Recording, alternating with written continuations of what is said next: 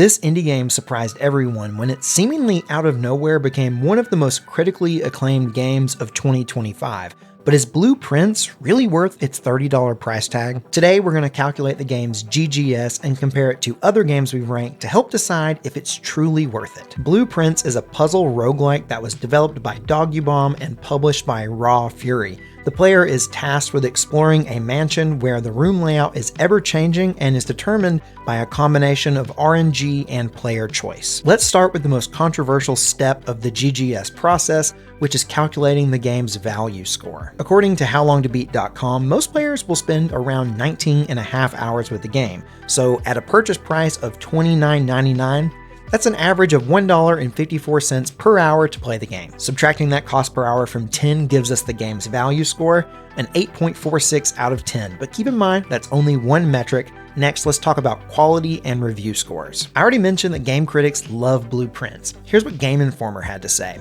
Like the best puzzle games, it makes the player feel smart. And like the best roguelikes, it makes the player infinitely hungry for another run. It currently sits at an impressive 92 on Metacritic. We'll call that a 9.2 out of 10. But what about the users?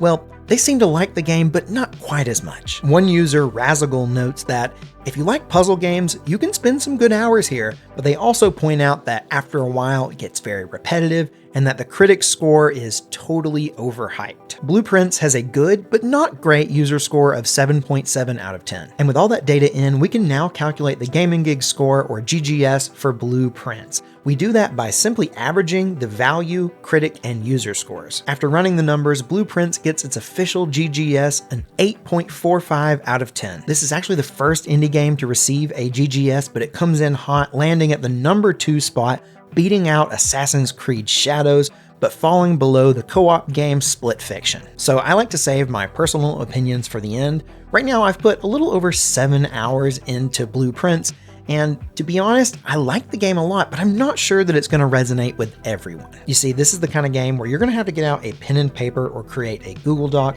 and take old-fashioned notes. It really requires that level of dedication.